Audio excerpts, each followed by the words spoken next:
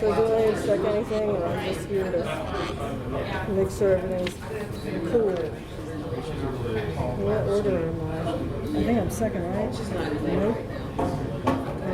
Oh yeah, after Clark. Well, After Clark, then Rajowski, and then you third.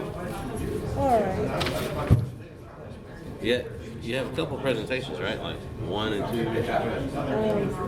or not? Well, I've got one presentation. I'm not going to pull anything. I hope they don't ask me to pull anything because I'm not thinking clearly enough to be able to talk about what I would do.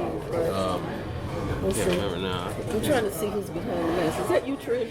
Yes. Oh, okay. Like, I don't know if I should get through that.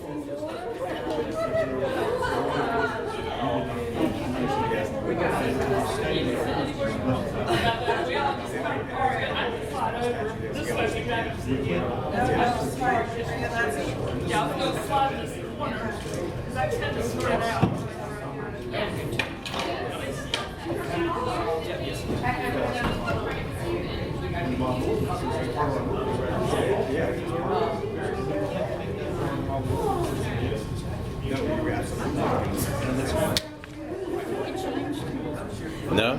Oh, I'm good.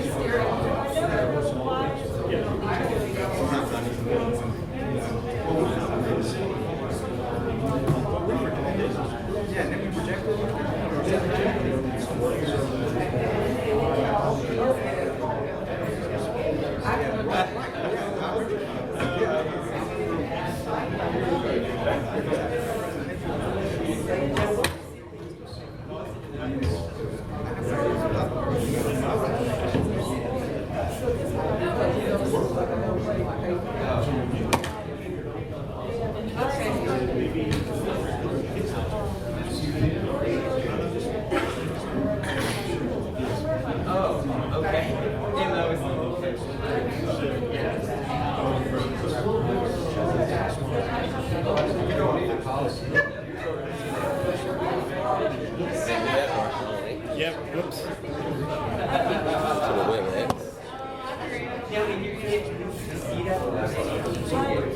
But see, I don't know where. Right, because it's joined from. Oh, there we go. Screen. Yeah. Alright, now put that.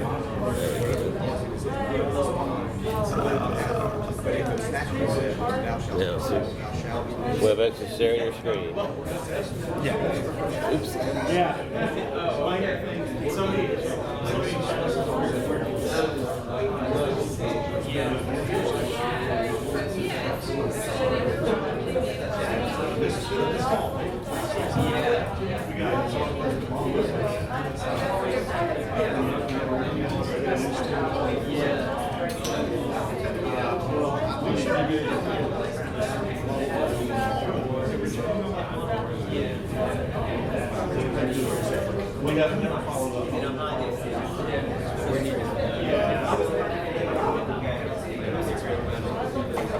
We have families where we don't know.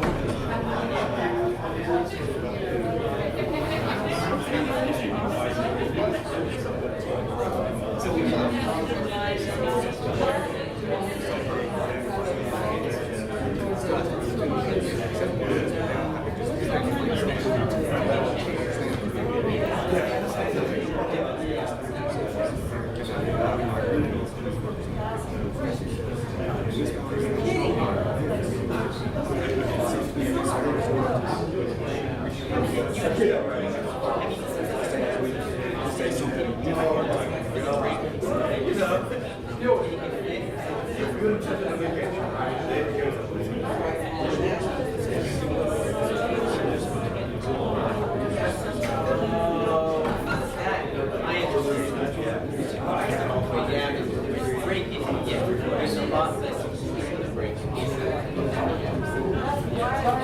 Everyone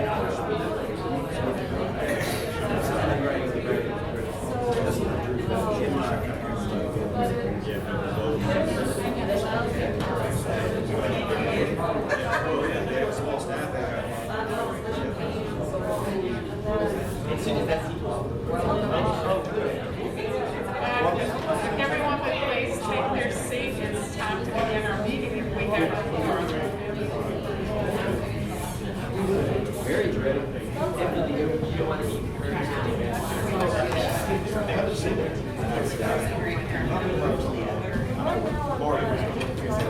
No, don't do that. You don't do that. I look forward to it. You haven't followed up with me. I think you can pick me off.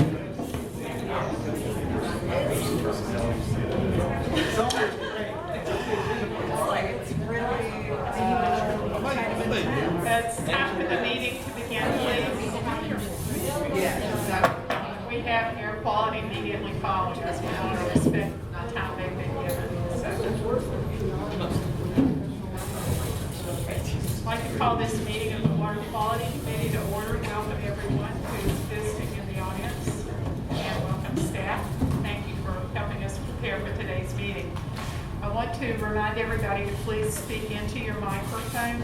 Last meeting, Lois was having some difficulty hearing some of the motions, so always remember to speak into your microphone.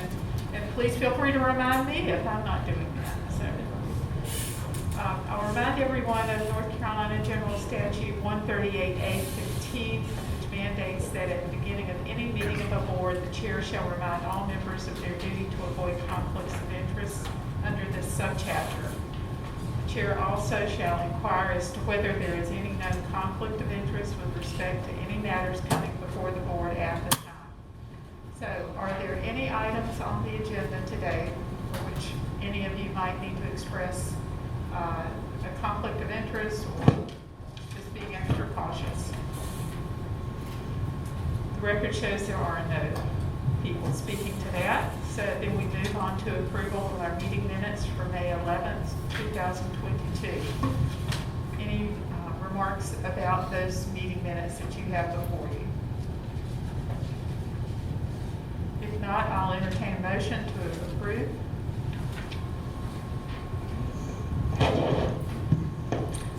Madam Chairman, I move to approve the minutes.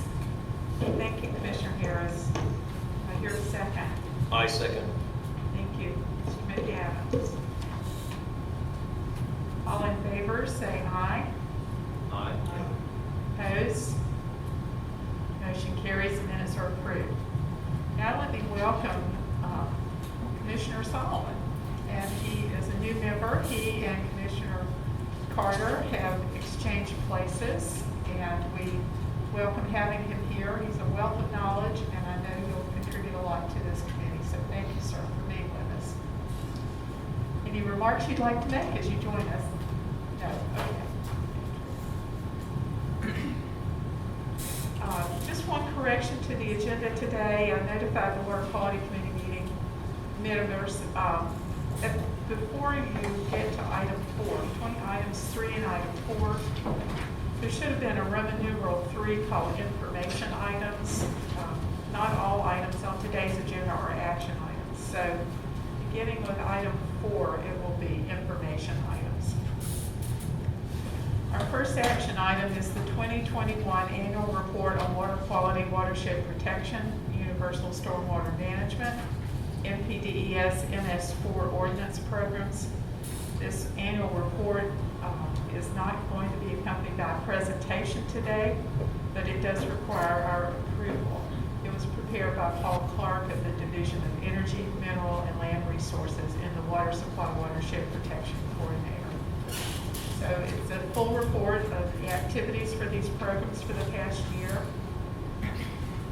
Any comments? Or I think Mr. Clark is here. Thank you for being here. If anybody wanted to ask him anything. Yes, Mr. Solomon. Question. And first comment, I think this is a great report. I don't think we've seen this report, and I know we had some questions about water supply, watershed in the past couple of years. My question is, how much, and I was looking into this a few years ago, but how much enforcement and follow-up is actually being done by the department in this area. And I'll ask the question because I know a lot of local governments have these ordinances and it restricts a certain amount of density, but we're not following up on that very much, I don't think. I think the local governments don't even realize they have this restriction sometimes. You are. Paul, will you come up? Come up to my Yes, Commissioner, you are correct. There are about 290 local governments that have part or all of their jurisdiction within a water supply watershed. There aren't quite that many programs because some of the counties are administering the program for the local governments. But even then, there's probably about 270 or so. And yes, it's a resource thing. Some of the programs, and I interface with a lot of the different programs through questions and emails and communication and that type of thing. But the point is, for those local governments, let's say, who haven't asked or don't know to ask, there are some that, my knowledge about how well the program is being implemented is a question mark. Okay. Yeah. As a follow-up, how do we do a better job of informing them? Because I really don't think a lot of them know. Oh, okay. How do you, if they've already violated their density or their water supply, watershed protection ordinances, what do we do about that? Well, I'll answer the first question. How do we just communicate with the water supply watershed programs particularly? I've sent out a couple of newsletters, and you know about this too, I think, because we've had questions. I sent out the survey a couple of times to get them to respond. I've had, now as the report says, I'm at about 43% overall between counties and local governments who responded. So there are a number of programs that are knowledgeable and are trying to respond and implement their programs.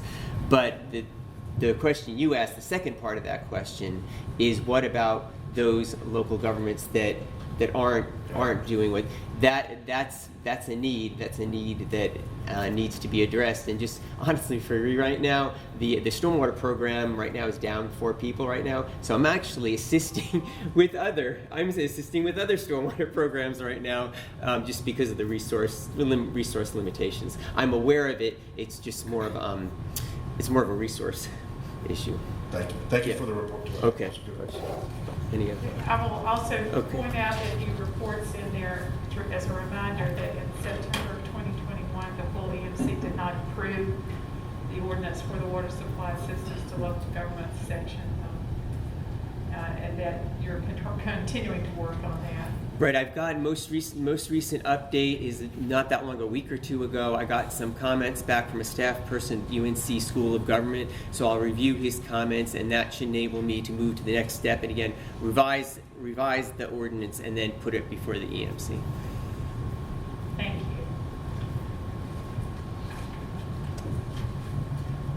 There was also a very helpful spreadsheet handed out a couple of meetings ago, Commissioner Solomon, of all the different programs in the state and the details about them.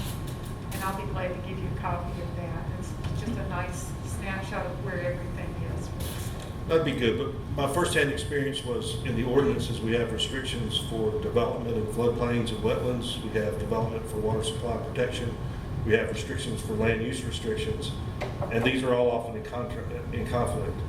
And from my first-hand experience with the local governments, if we don't have this one up top, a lot of jurisdictions are blowing by and just going with their land use ordinances, which are in conflict with the densities here.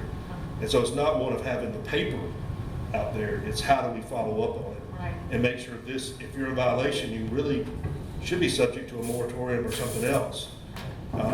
This really needs to be at the prime level here, more than just paper, I think. No, and I've voiced the reason I asked for that matrix is because I'm very interested in the state having the staffing it needs to go in and review programs more carefully, give periodic audits to help them stay up to speed on what they need to do. So, thank you. So we need a vote on this. May I hear a motion to approve the annual report? Don't be shy. Move to approve it. Thank you, Commissioner Wise. Second? A second motion. Thank you, Commissioner Harris. Any discussion left on this action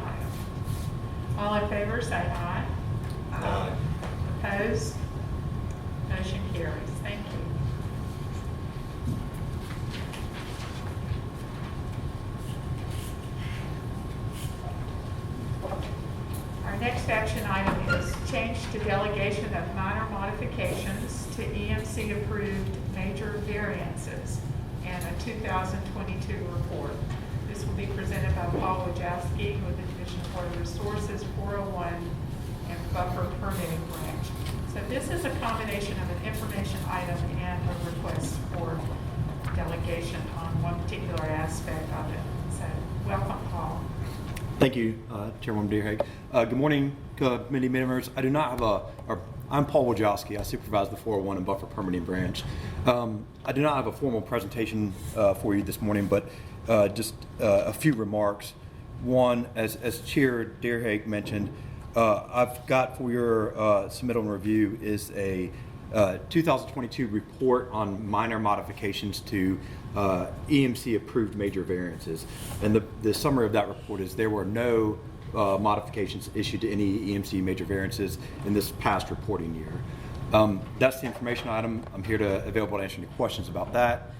In addition, I'll make a comment that the action item that we're requesting today is related to this report, and it's a minor change to the delegation memo that was issued requesting this report. So when the EMC delegated the authority to the division to make these minor changes to EMC approved major variances, as part of that delegation, they also requested the division report back on an annual basis for reports like this. And so the action item is a request to modify that delegation to only require this report in years in which the division actually made and issued those modifications. So I'm here and available to answer any questions you have about these two items. I have a question. This is Commissioner Monis. Were any requested or were none requested? Yeah, Commissioner Monis, in this last reporting year, none were requested. Okay. I think maybe my only tweak potentially to the suggestion would be, for me, there's a difference if we had, 100 requested and none approved, and none requested and none approved. So, I wonder if we might have an update. I haven't thought through how we would word this, but I guess for me, those are different situations that we might want to be aware of. And I know I just made up those numbers, but. I think that's a good clarification about what our interest is. We do want to know activity, not just the number of approvals. So I'd have to go back and check the phrasing of the letter. How is it phrased, Paul? Chair Derrick, so I have got submitted in your packet a draft memo from the EMC to the director on this, requesting this change just for your review. And I'll draw your attention to the last paragraph of that memo. And so that's actually the action requested in this memo.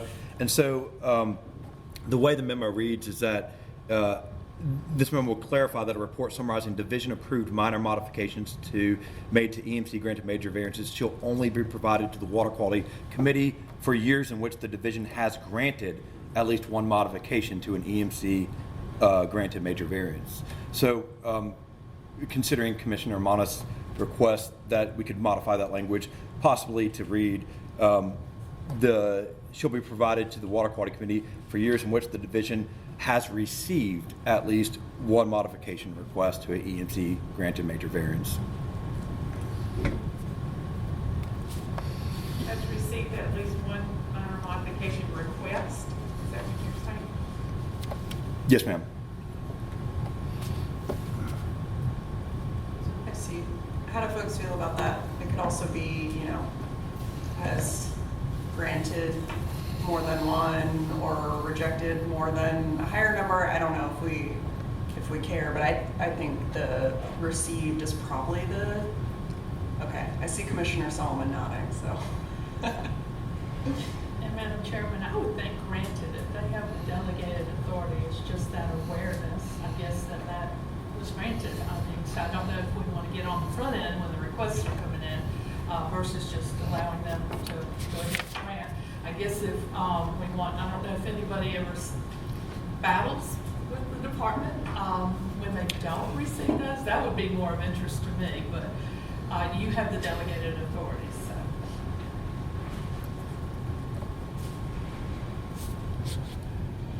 Yes, ma'am. As a point of information, I'll point out that the delegation that was issued to the division originally in 2003, it includes specific parameters that allows the division to make these modifications, and those parameters are limited in my view. And what I mean by that is the modification cannot change any of the preliminary findings that the EMC made. The modification cannot allow increased impacts. And so these really, in my experiences, are minor modifications. The one that I've reviewed in my tenure here was a change to a mitigation provider. And so that did deviate from the specific language that the EMC approved, but it was minor. That it did not change a project or did not change any of the approved factors that the EMC reviewed. And so just pointing out the information or pointing out the fact that these are very limited in what the division actually does have the authority to review and approve. So I think if we ask a general question about activity, that will capture any decision-making, right, by the division. So if it reads, this report provides a summary of any division, if the division has received at least one request to minor modifications, that's a yes on it, right? Yes, ma'am. That's my understanding. Okay, given that amendment, are the members comfortable voting? Yes. So it's the second sentence of the last paragraph. The report provides a summary. If division has received at least one minor modification request to EMC granted major variances. Sound good, Paul? And then it would say the next sentence is no report is required for years in which the division has not, instead of granted, received any modifications. So we could just change those two in the memo, right where in the memo. Change the two granted, as Mr. Wojcicki suggested, to received. And which sentence are you referring to here? So there are two sentences. The first one says when a report is required, and there you would change in which the division has granted, you would change that to received. And then the next sentence says no report is required, and there again you would change granted to received. Received a request for, Yeah. as opposed to I don't granted. see a sentence that says no report is required. Sorry, I'm writing the wrong memo. There are three letters that in our packet that refer to this item. It's the Wojcicki, July 13th. Okay, I'm sorry. It's to EMC from Wojcicki. All right, there we go. Sure. If you want to. We're talking about the last paragraph.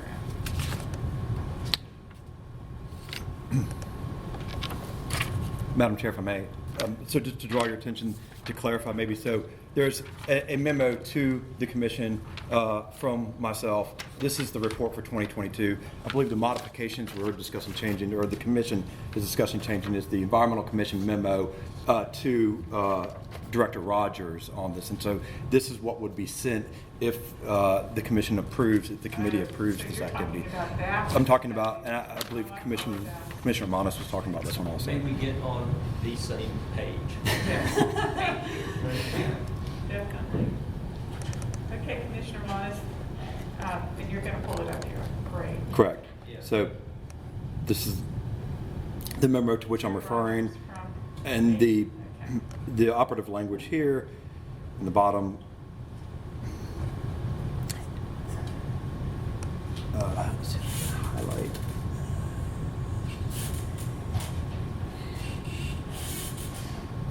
Next to the last sentence. Or next to the last line. And then Well, no report is required for years in which. That's right. But change the not granted to not received. Yeah, not received any requests, right? Requests for modifications. ooh, Yeah. Excuse me. That's the only sentence that needs adjusting? You see it, or if you can see it there, those two. So Paul, is this a live document or is it a PDF? This is a PDF I'm viewing right now. I provide the Word copy. We can make edits to this, and I can provide that to the committee. So Commissioner Linus, are you saying the second sentence, the next to the last sentence needs adjusting too? Yeah, I think as I'm reading it, they're just inverse of each other. So the first one we would change to years in which the division has received at least one modification. The second sentence is about when a report is not required. The division has not received any requests for modifications to EM. So in the first sentence you refer to, replace the word granted with received. Yes. And in the following sentence, replace granted, we delete granted, and after granted say received any requests for modifications. Mm-hmm. Thank you. Sorry, I was on the wrong letter. Madam. Yes, Commissioner McAdams. In the perpetual seeking of clarity, which I always do, and sticking my neck out at the risk of asking a question that is dumb, the subject of this changes to reporting of the delegation of minor approvals to approved major variances. Major variances to what? In the second paragraph, it's a reference to riparian buffer protection rules. If that's totally the subject of this, variances to that, I think that clause should be repeated in this action. It just talks about modifications, variances. To what? Okay. I would take comfort in there being the clarity of stating. So after, in the first sentence that we're editing, after the word variance, we would insert EMC granted major variance to the riparian buffer protection. variances of the riparian buffer protection rules. Right. If indeed that is accurate. Is that correct, Paul? Mr. Wood. Yes, sir. That's correct. It's minor modifications already. Okay. Okay.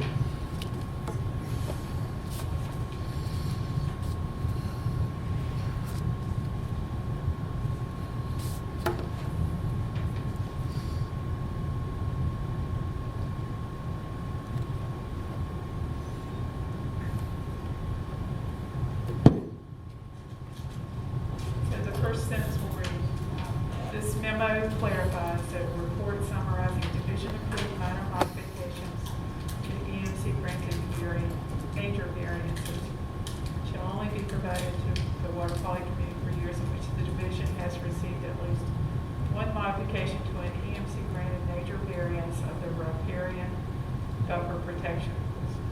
No report is required for years in which the division has not received any requests for modifications to EMC granted major variances. Is that complete enough, do you think? I appreciate that. I would put the reference to the riparian buffers earlier in the sentence, in the first half of the first sentence. Okay. So Aren't we referring to the fact that we're talking about some variances, and then we go on, and maybe it's in the second sentence that we insert what we're talking about? Now, I'm sorry, I'm a stickler for this. I mean, even the subject of this two-page memo says we're talking about modifications to approved major variances. To what? Yeah. You have to read down in here to understand that. So I think the staff understands exactly what we need to do. Okay. But would you please send us a revised version? And if we decide we need to come back and tweak it, we'll talk about it again. How about that? Absolutely. I'll make these. Reporting here just ahead of us. Okay. I'll make the 3 discussed revisions to the memo and provide that for review. Okay. And we'll send us a copy of it. I will. Thank you. We voted to approve it? I have a motion. Do I have a motion to approve? I do not. I'll move to approve the revised memo with those 3 inclusions. Thank you. Second? That was Commissioner Monist. Second? Commissioner McAdams, second. Thank you, Mr. McAdams. Any more discussion? All in favor say aye. Aye. Opposed? Cast. Thank you. That was an important improvement to the state. Thank you. Thank you.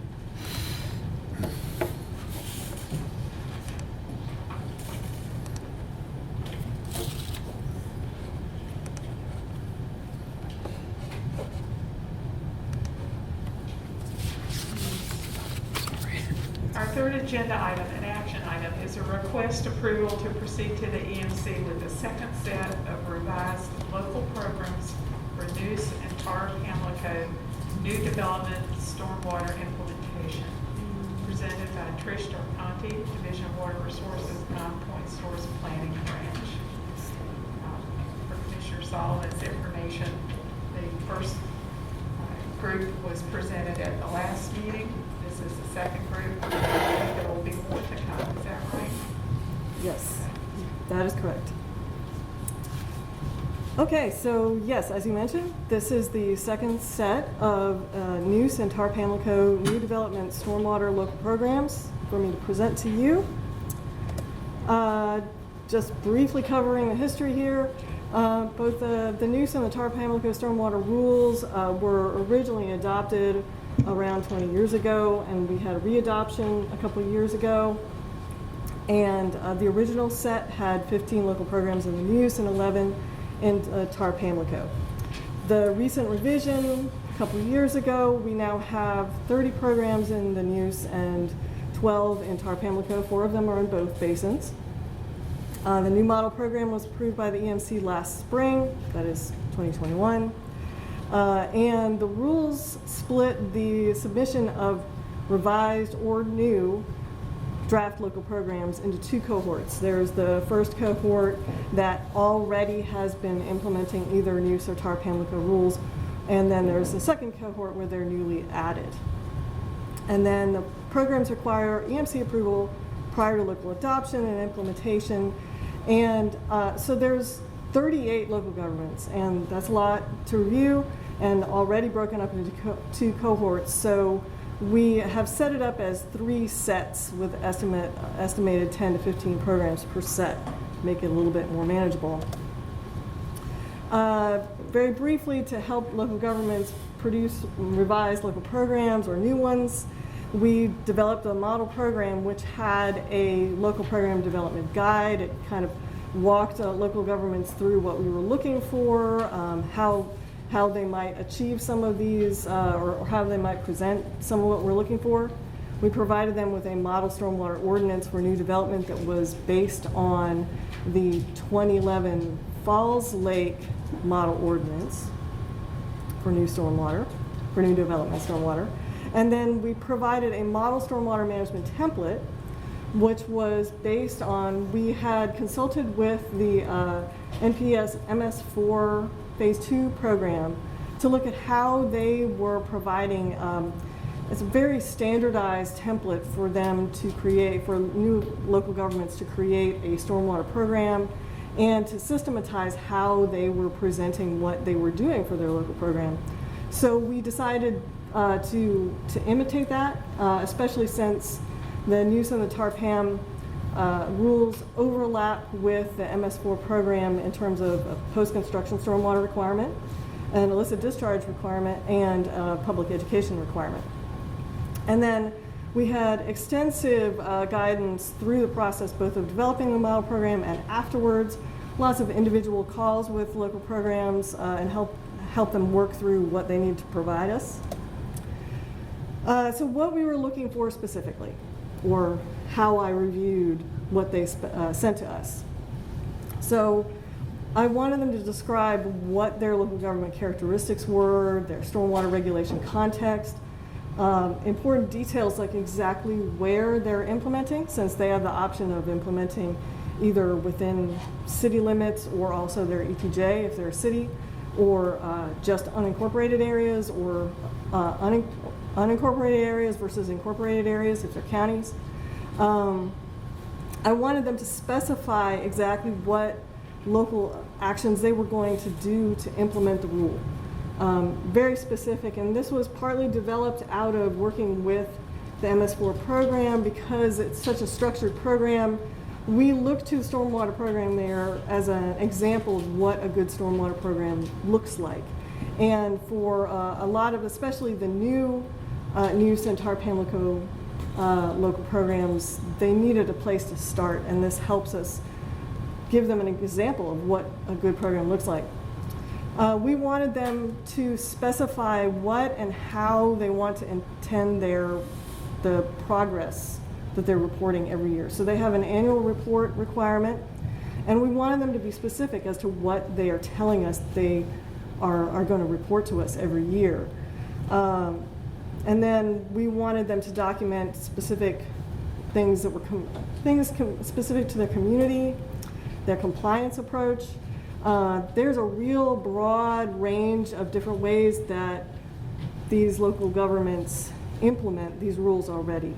And it varies whether they're counties or cities, whether they're undergoing a lot of development pressure or whether they're not going through a lot of development. Some of the history of what they've experienced already. There's definitely a difference between whether they're phase 1 MS4, phase 2 MS4, and so forth. I also looked for a draft stormwater ordinance, and then if they had any supporting materials explaining how all of this went together. So what I'm presenting to you today is the second set, 7 of them. We had initially intended to bring 11 to you, and that would round out the first cohort. That is all of the local governments that are already implementing either new SOAP or PAM. And the list of 7 is up there. 5 of them are Roos and 2 of them are Tar Pamlico. I won't go through the details too much. But again, as with the last ones, we had a couple rounds of review. In each case, what I did is I had a checklist where I looked for everything, and I was not very picky about exactly where it had to show up. I just had to know, are they covering this need? Are they covering illicit discharge? Are they covering public ed? Are they specifying how they're doing it? Some of them put most of their requirements in local programs. A lot of them put a lot of their requirements in their ordinance and refer back and forth. So they have a broad variety of ways that they present their local program and how they're doing their implementation. So I also want to cover what else is going on with the other local programs. So we have 4 more communities that are implementing the old rules that have not submitted sufficient materials for us to accept their local programs. Now I am in conversation with Johnston County about their details, but the other 3 I am not getting very good information from them. And then for this second cohort, that is those that are newly added, 13 of the 15 have submitted materials for their first review. The remainder, one is undergoing an MS4 audit, so I'm coordinating with NPDS on that, or rather with Demler on that. And then we plan to present the 4 late programs with that second cohort of new communities in our plan. We're aiming for November 2022. So our next steps, what I've listed is what we've already accomplished. May is the first group, 12 local programs. Today, it's 7 local programs, and then we estimate November 2022, we'll have 19 local programs. Each of these sets is then taken to the EMC at the subsequent, so 2 months later. And then upon EMC approval, that starts the clock where they have 6 months to adopt their stormwater ordinance and their local program and start implementation. And DWR's requested action is that the committee approve for us to proceed to the Environmental Management Commission with the second set of 7 Noose and Tar Pamlico local programs.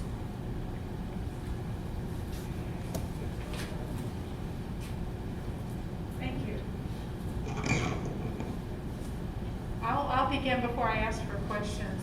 I'll just begin by saying that originally the division asked if we wanted to delegate this approval to them.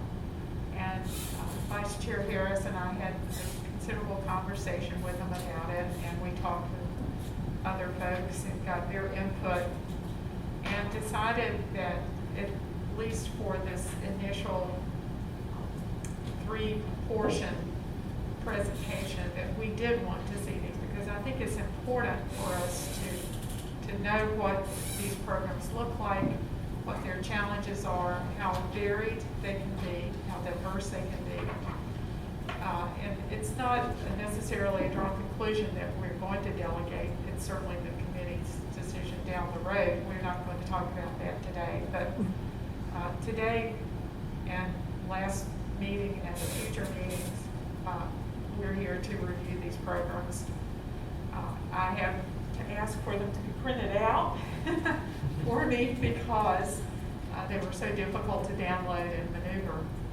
But going through them, I do have some general observations. I did call Ms. Darconte yesterday and talk with her about some inconsistencies I was seeing, which just basically revealed some generalities about the way the method she's reviewing it, as she said, with some flexibility and the diversity of the communities. So I'll ask a few questions in a moment, but if you'd like to go ahead, if anybody has any questions today about these. I know it was a large volume to review. And I will, because I was going to bring this up tomorrow, but now I'm on this committee, so I can talk about it today. I think the 2 things that concern me most here are that we're Microphone, please. Yeah, the 2 things that concern me most are that we're, one, for the local governments. They're putting things into their ordinances that may or may not be required by statute or rule. And so therefore they have to expend additional resources they don't have to spend on this kind of issue. The second is the development community, when you deal with one jurisdiction versus another, depending on whether some things are in there that aren't in statute or rule, that we're adopting things as part of the model ordinance that are in conflict. So the development community has a problem. And I shared this over a year ago with the commission. You remember that because they all came to us at one time. And this is from direct experience with Clayton and with other jurisdictions that asked me to get involved. But I do see there is either directly or indirectly a misunderstanding by local governments of what has to be in here. And so that's creating conflict in the development community across different jurisdictions, and it's also creating resource perceptions of need that may not be necessary. And so my hope was that we would have had the EMC members, is one thing I asked for, is EMC members look at this, or even legal look at this, to make sure that what we're asking, that what all the different jurisdictions are doing are consistent with statutes and rules that currently exist. So my history goes a long way back, so I do have my own. I was on the TRC that did the stormwater. I did these stormwater rules. I was on that review committee, and I was the one that passed stormwater rules, the hearing officer. So I've seen the history, and I've seen the arguments for and against the model ordinance being in the rules or in the statutes, and there is a difference. There's a lot of want tos that may be slipping in here that aren't have tos. And so not a reflection of what Trish did. I think Trish probably did her review as good as she could, but I do think there's a bigger regulatory question here that I'm trying to describe. So, And you have the institutional memory of this re-adoption package and how this is an outgrowth of that. Is there anything you'd like to say about that? No, other than I was hoping we could have more of a working committee among the EMC. And I know you and I worked together many years on this, and I know you do the detailed work, but it is sometimes better if 2 or 3 people do that detailed work from a purely EMC perspective, because there's a lot of devil in the detail. And we do want to respect communities being independent where they can, and different. But it is there's a lot of devil in the detail here. Yes, there certainly is, certainly is. Any other questions or comments? Well, I guess Commissioner McCann. Madam Chair, this, listening to Commissioner Solomon's questions, there's so much history I don't have with this.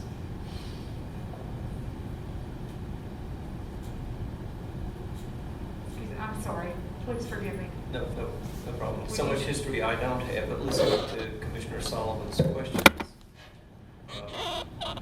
about concerns that communities are burdening themselves in a regulatory sense beyond what they need to do, what the model ordinance says, and that there's inconsistency community to community, which does cause problems in getting the built environment built. It causes me to wonder this. I'm sure there's an answer, but why is this not done on the state level?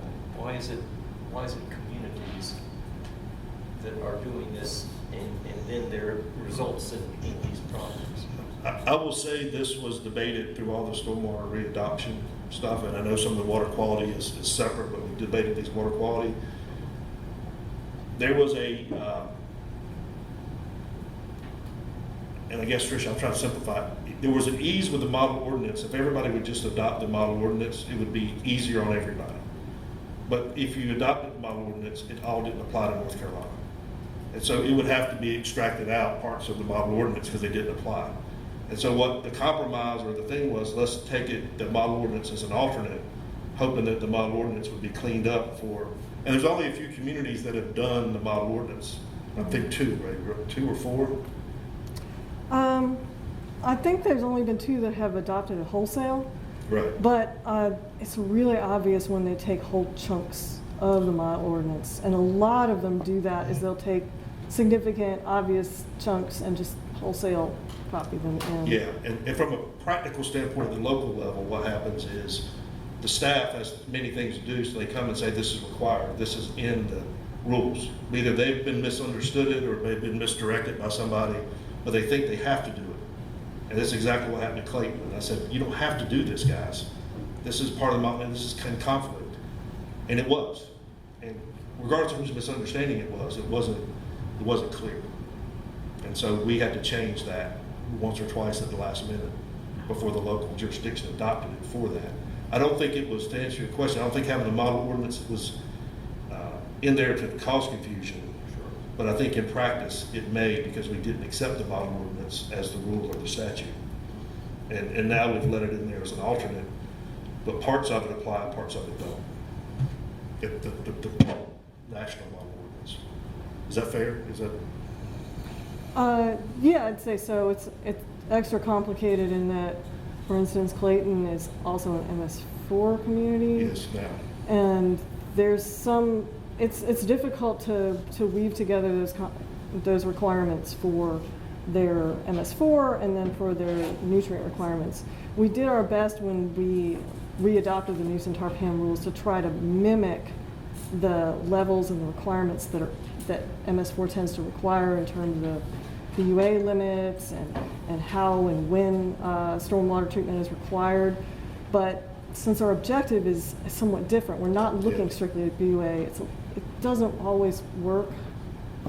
Yeah, and I understand. And I think the bigger jurisdictions, I guess the problem is the bigger jurisdictions like Durham's and the Raleigh's have big staff to deal with this, and they know these things and they debate it. When you get down to the Johnston County levels and smaller Havelocks and Carteret counties, they just don't have the staff to be able to sort through it on their own. And they get confused. It's got a lot on their plate. So anyway, that's that. Council Reynolds has a comment or a question for you, please. Trish, I'm sorry, you and I got an email yesterday afternoon about the ordinance. I'm sorry, you don't. I can double fist it, but nobody wants to hear me that much. I just had a quick question for you because I haven't had a full chance to digest it. Do you see that there's a conflict in what's required in terms of redevelopment and density under the statute versus what's in the model ordinances, or in the ordinances, or has that been accounted for already in some part of the process? And maybe, sorry to hit you with this cold. Yeah. We got the email together. So redevelopment, we tried to be clear. We had a lot of conversations with council from both DWR and Demler a couple of years ago when we were trying to ensure that we understood exactly what was required and how to do any kind of calculations when redevelopment happens and when you have, we call it expansion of development because it's never, there's no explicit name anywhere in rules, so that's how, or in the law for how to describe that addition of BUA, that net increase. So that's what we call it.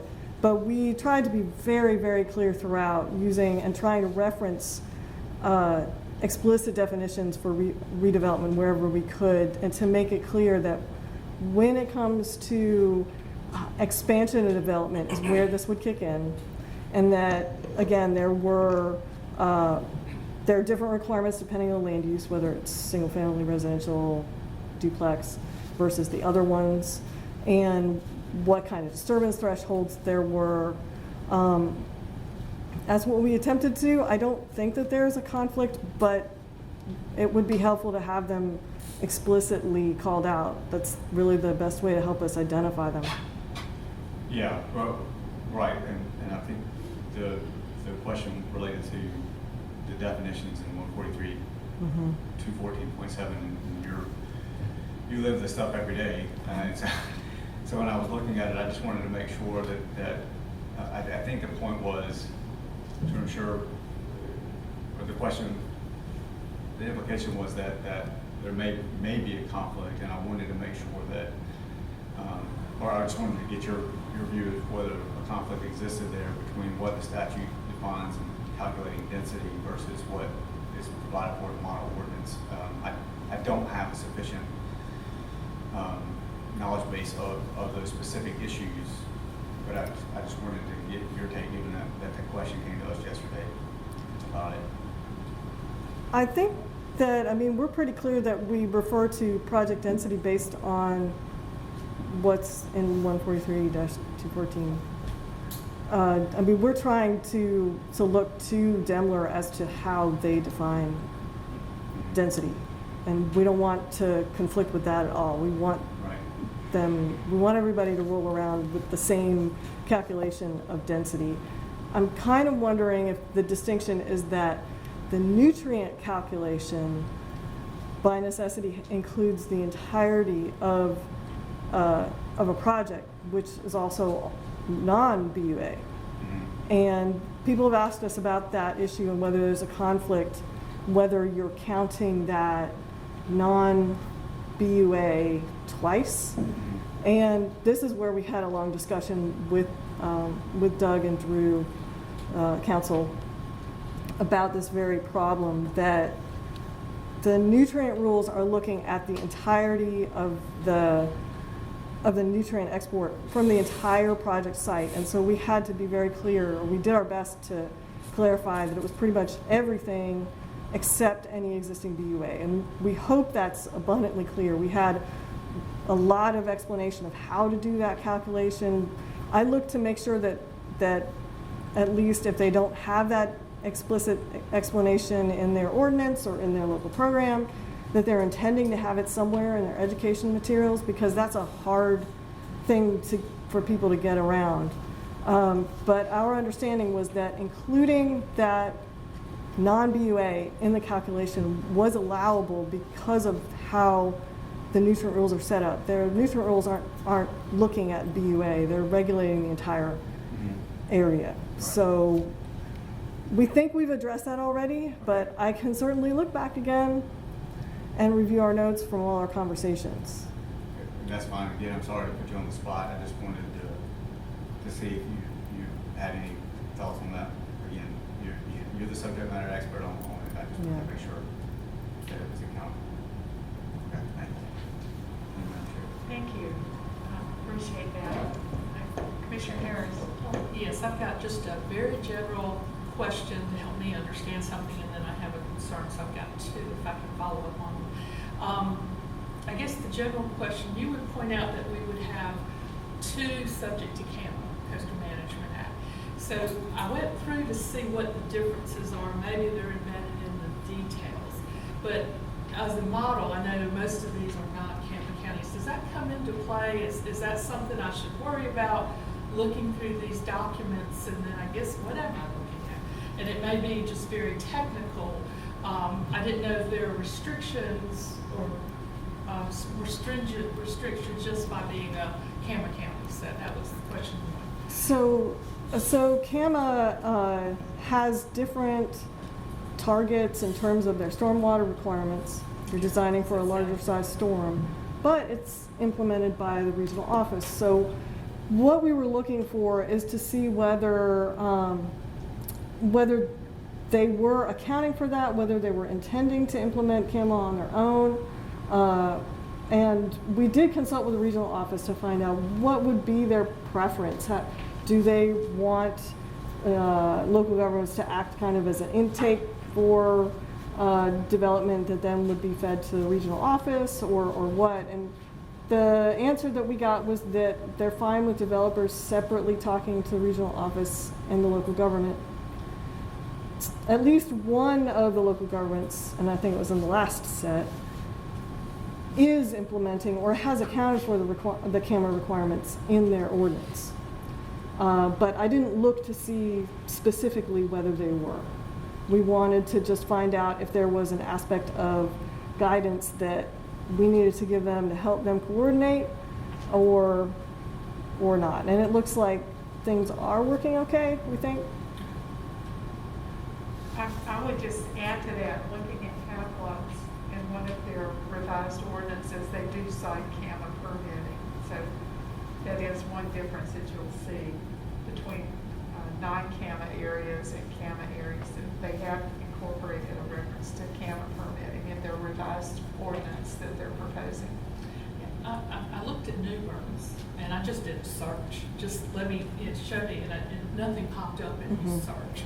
So that's why I thought, okay, the devil's in the details again, and makes this very difficult to follow a model ordinance, I would think, because of all these other rules that are coming into play. So I was curious how coastal management played into it. So my other, I guess, the second comment, if I may, is just the concern, and I've written some notes on the delinquent. The four entities that you brought up on the screen that are delinquent. I know we've got some things to clean up, but it's like, I hate that they're not paying attention to these deadlines. Not asking for nasty gram or anything from this committee, but I would like that pointed out, even if it's in our minutes, because to me, this is very important. And you said from one you heard, but the other three you did not hear anything. Not recently, no. So basically it seems that I'm really only getting responses when I start suggesting that we have to go through enforcement action. And so they'll give me a date when they think they'll have something, and that may pass by. So we may have to go to enforcement. We were hoping that telling you about this situation might put them on notice that other people are paying attention. Well, I can only speak for one, and I'm expressing concern, and maybe if that's relayed, maybe that will help. I know there's a process, but I prefer not that process. I just prefer that they kind of look at, and if whatever that challenge is, so I guess I'll go on record just expressing concern. Thank you for saying that. In a similar tone, I'm also getting the impression that the responsiveness to DWR in preparing these and trying to work with them on the model program example, or just being responsive.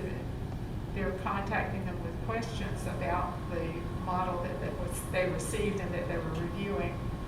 This has not been as attentive as it should be. I'm concerned also that the local programs some of them may not be respecting the process, the statutes, and the state's responsibility as closely as they should.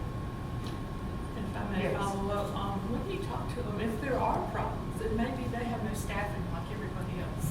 I mean, that could be a real, I mean, they may have some other challenges, and I would think, I don't know our flexibility on our process, but I think those need to be considered as well. That is a significant, I've heard from several of them had staff retire or leave. They've had vacancies throughout this past 2-year process. It's considerable. There's also overlap with several of them use contractors to do this work, and I found that there was a lot of conflict between the contractor activity on the recent ARRA grants that are out there. So there was so much activity on that part. There's a lot of money, and so they were all very focused on that, and local governments might have a lot of difficulty getting attention for any other work that needs to be done. Just one moment. Director Rogers had suggested or offered that he could communicate to him, to the communities that are not being responsive on behalf of the commission, if the commission members would be interested in something like that. Commissioner Solomon. Yeah, and I think, and I don't go overboard to defend local governments for not paying attention, because they need to pay attention to every regulation. But it goes back, having sat in that seat and consulted in this seat, we talked about the water supply watershed being on the books, but not really being looked at. So that's a density restriction that they have. And so they're getting heat there, but they're saying, well, nobody's ever talking to us about that. That doesn't even apply anymore because we're so concerned about MS4 problems. And you're right, it is the redevelopment that hurts, because when they redevelop a tract, part of it's redevelopment, part of it's new development. Well, they've been schooled on stormwater, pure stormwater MS4 so much in the last few years, they're paying attention to that.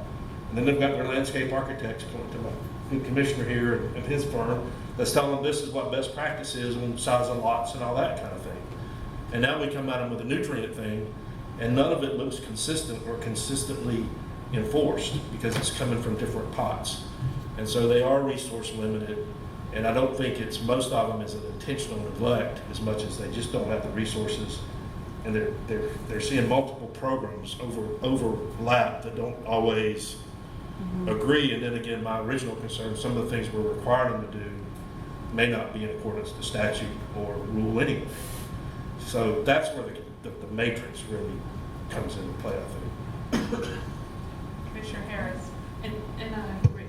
I feel like that's out there, but I do think if Director Rogers sent a letter, but please express any hardships or just get the bigger picture, then we can find out how really big the problems are. And again, I mean, if you try to get someone, a plumber in, right? I mean, I'm just my simple world, I can't get a contractor for anything, so they're dependent that way. I can see that.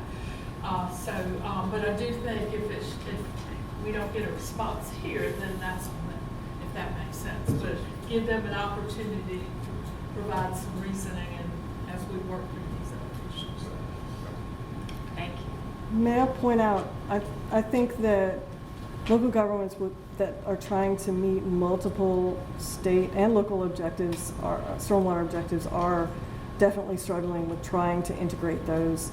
And I did try to work with the MS4 program to iron out that, and I think that was really to the benefit of, that helped a lot of the MS4s because it made it very clear how to integrate those.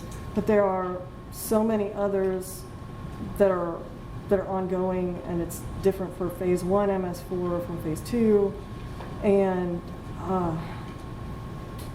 there's only so much guidance we were able to give them to help them coordinate this, and they wouldn't always tell us when they were struggling with it. Okay, well, I just have a few general observations I wanted to make in reading these. And I think, for example, the city of Durham, which has a very well-established, well-staffed program, and we thank them for that. They're doing a complicated program because of being in 2 river basins. And Ms. Darconti responded to this in a question I had yesterday, but I'm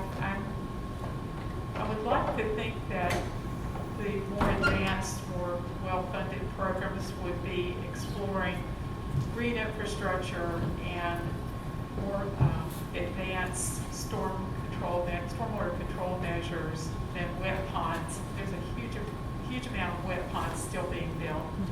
But I think if you spoke to the folks at NC State Extension, who are always educating the state about the latest advances in studying and researching technology, that they would say that there are better ways of treating now. So green and infrastructure, low impact development, I would have liked to have seen more of that being written into these programs. The other thing I'd like to see is some inconsistency in how they're expressing their means of enforcement, the level of enforcement, what's triggering enforcement.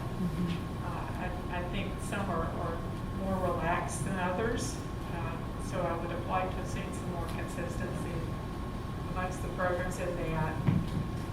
Also, in the transparency of their ongoing inspection and maintenance programs and their review of industrial sources that are discharging or operating in their area. I'm not just talking about Durham, I'm talking about statewide now.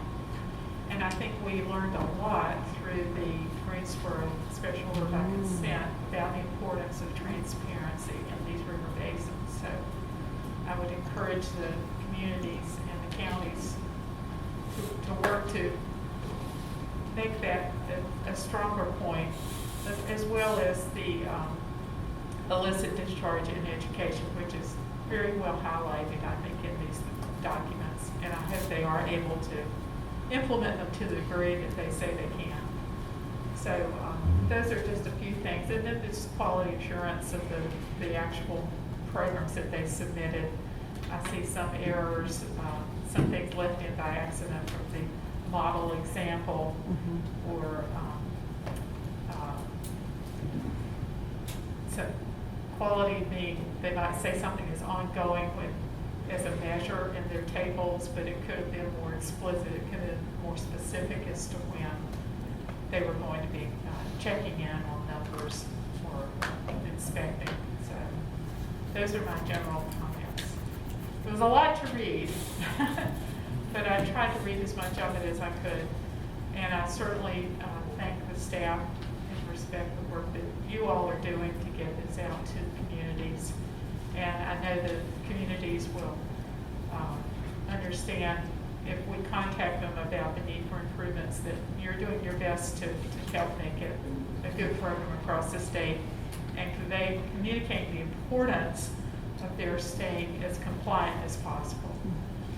So, thank you.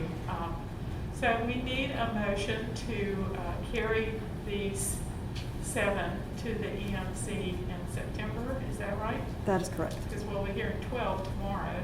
That's correct. From the previous meeting. So I would like to ask for a motion to recommend approval of these 7 programs to the EMC in September. Madam Chair, I move approval of these 7 programs to go to the full EMC. Thank you, Commissioner McAdams. Do I have a second?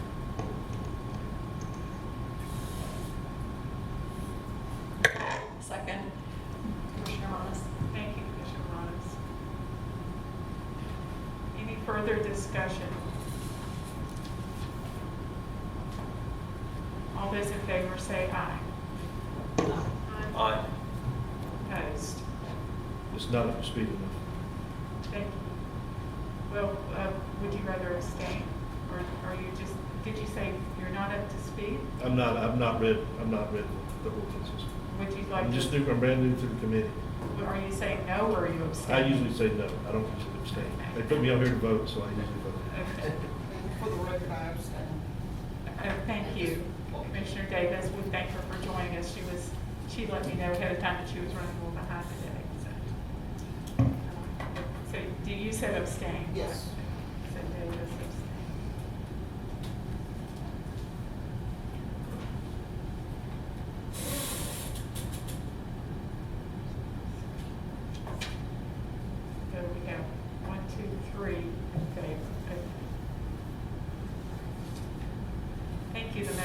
Variances.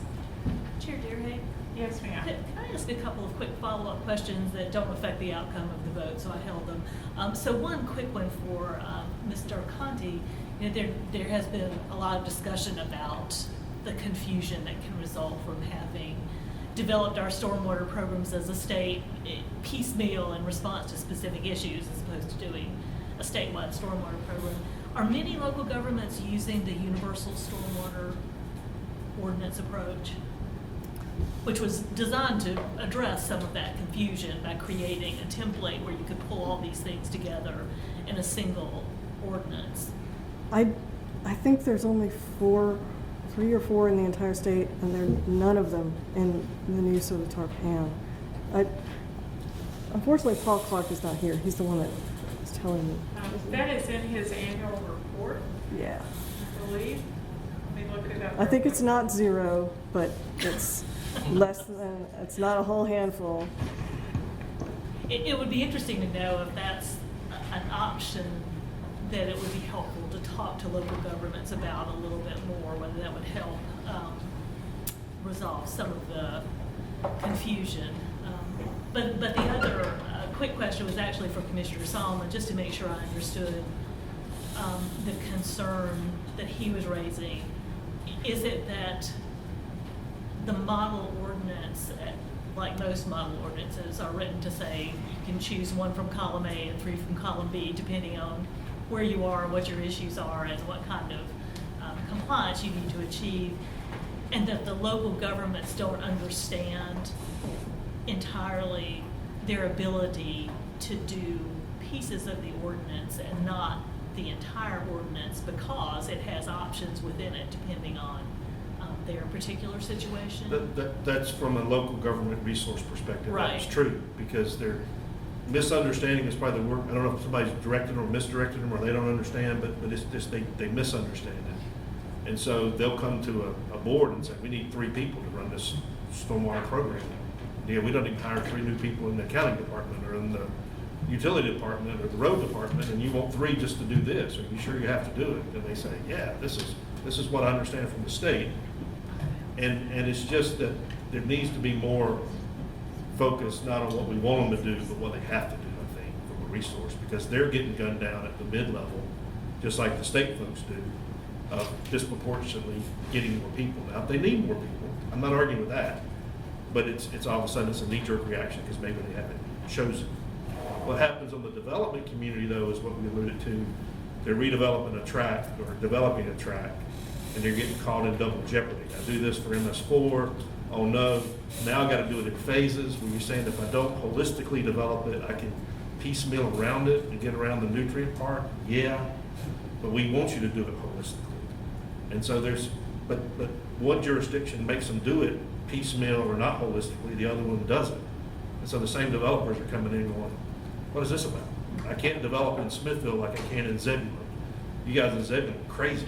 I'm just so no. But it is that application that Trish mentioned on the development side of different jurisdictions misunderstand how to handle these conflicting programs, and so the developers are going out confused because one jurisdiction doesn't enforce it or do it the way another one doesn't.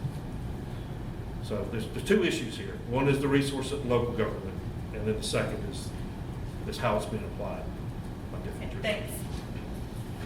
Vice Chair Harrison, I found the reference in Mr. Clark's report. There are 7 governments that use the Universal Stormwater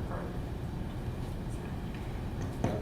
Madam Chair, just to note, I've taken notes on these conversations. We'll be following up. I think the idea on the model ordinance is to take a look at it and see how people are using it and see if we can't get some better direction perhaps when they're completing it. Seeing what applies, what doesn't, and maybe perhaps get some direct. I'm sure Tricia's doing this as well, but we'll step back and look at it. And then also, I think we need to step back and look at the, as you put it, conflicting programs as folks come to private development and work in those areas. And we'll take a look at that as well and be following up with you on your concerns. I think it would be well done for you, because I think, unfortunately, this is getting pushed down at the local level to the stormwater department, which is lean, and Absolutely. To elevate it with you and to elevate it at the town level would be great.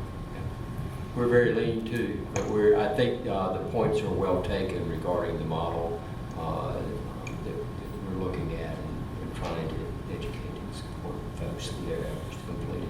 And we'll draft up a letter to those non-compliant folks and give them a little less than gentle nudge for them to start communicating with us in the beginning of the process. Thank you. So now we move into the information portion of our agenda.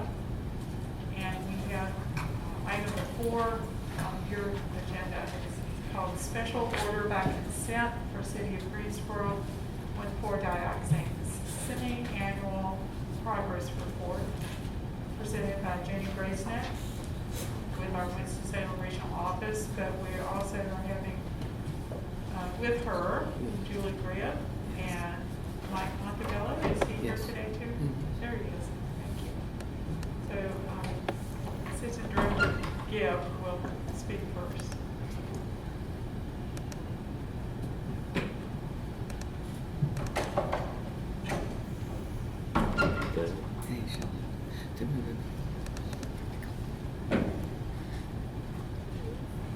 Can I just hit this to move it forward? Let's see. I'm not sure. Yeah, okay. Great. Thank you. Good morning. I'm Julie Gribb. I'm Deputy Director for the Division of Water Resources, and I'm here today because as part of the settlement of the revised SOC with the City of Greensboro, the Commission directed the NCDEQ to refine and supplement its 2016 and 2017 studies of point source discharges in the Cape Fear River Basin for a period of 3 years. This supplement of DEQ study will include semi-annual progress reports, written and verbal, written annually, verbal twice a year, by DEQ for a period of 3 years to the Commission's Water Quality Committee. At a minimum, we are to describe ongoing and planned surface water and discharge sampling efforts, including identification of point sources of 1,4-dioxane in the basin upstream of any drinking water intakes. Public update on the actions DEQ is taking to reduce 1,4-dioxane concentrations in the basin from identified sources, including incorporation of 1,4-dioxane limits into NPDES permits if the agency determines that the discharger has a reasonable potential to violate applicable water quality standards. In addition, a brief explanation of DEQ's reasoning regarding the foregoing and the expected time for completion. So our first verbal progress report is this July, and our next one will be in January with a written report as well. I'm going to report on ongoing and planned surface water and discharge sampling efforts, including some of the results, and an update on recent actions to reduce 1,4-dioxane concentrations in the basin. Jenny Graysnet, who was our Assistant Regional Supervisor from the Winston-Salem office, who has been working quite closely with the City of Greensboro, will give you an update on their special order of consent, the status, and recent actions. And then Mike Montebello, who is our NPDES Branch Chief, will provide identification of additional point sources in the basin that we have worked on and learned about, incorporation of 1,4-dioxane limits into the NPDES permits and where we stand on that issue, DEQ's reasoning regarding the expected time for completion and additional steps needed for compliance with 1,4-dioxane, the water quality narrative standard. As you may know, a lot of this all started with the Safe Water Drinking Act's UCMR 3 unregulated contaminant monitoring rule that ended in 2015, and they identified as a result of the monitoring done by that act, identified 1,4-dioxane in many of our public water supply intakes in the Cape Fear River Basin.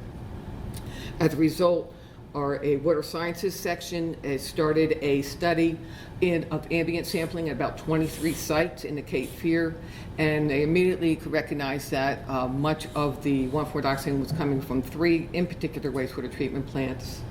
As a result of that two-year study, the NPDES permitting group initiated an investigation and asked 28 POTWs with pretreatment programs or significant industrial users that discharge to those POTWs to sample for 1,4-dioxane and provide the results.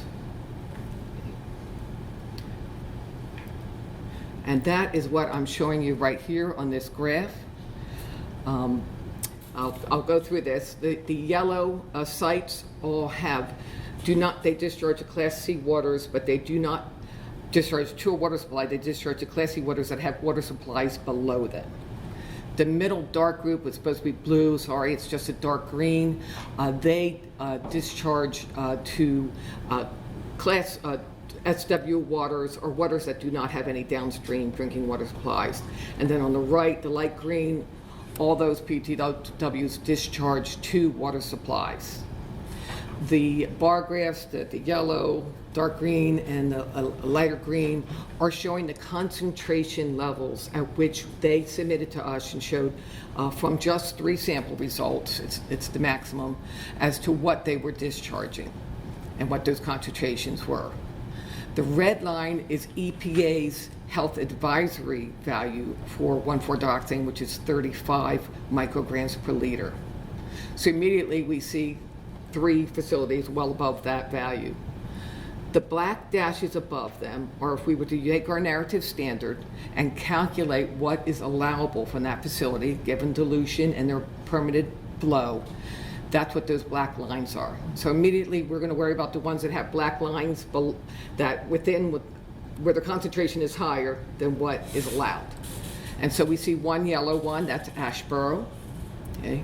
We see over on the right side 2 green ones. One is the city of Reedsville and the other is Greensboro. So the results were quite clear. I pointed out 3 very significant wastewater treatment plants that we need to follow up on and work with. The others, if you notice them, most of them are below 10 or right around in that area. 10 is what we believe at this time to be the limits of technology to treat 1,4-dioxane. But having said that, all those that are showing concentrations greater than are allowable, we have since pursued and asked them to do additional sampling for 1,4-dioxane. So we got a real value of what they're really discharging, a better understanding. Okay. Mike Montebello is going to go into much more detail because much more follow-up work was done on these sites, especially all these green ones that are green, and Asheboro. We just provided a list of everyone who is sampling or doing investigative work at this time. It includes the 28 POTWs that I mentioned, and then about 8 more that we have been investigating since. Okay.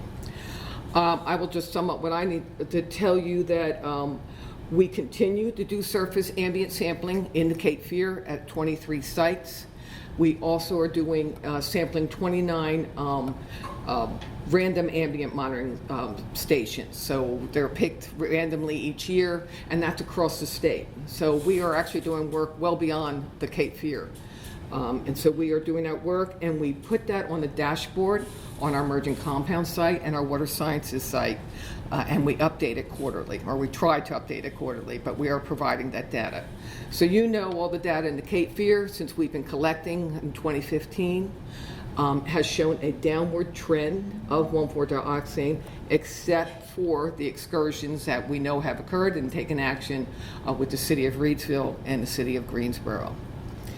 In addition to that, we have an intensive survey branch who has been monitoring some of our lakes, like Jordan Lake, and has monitoring 16 public water supply reservoirs throughout the Catawba, French Broad, and Tarpan basins. And in addition, we are initiating a program to sample some of our public water supplies where we have some PFAS concerns, but we're going to add 1,4-dioxane to that monitoring list as well, and that will be about 50 sites, and we'll be able to report more on that in either January or in July. And so now I will turn this over to Jenny, who will give you updates on the SOC. Thank you. I suppose we'll just hold our questions until the very end. Is that It's okay? up to you. I think you might want to because there's a lot more I information. think so. They might get answered. Good morning. As Julie said, I'm Jenny Graysnack. I'm the Assistant Regional Supervisor for the Winston-Salem Regional Office and for the Division of Water Resources. I'm going to provide an update on the Greensboro Special Order by Consent, its current status, and also recent actions that have occurred. So just to briefly review the Greensboro SOC for 1,4-dioxane. The original SOC was approved by the full EMC in March 2021 with an effective date of May 1, 2021.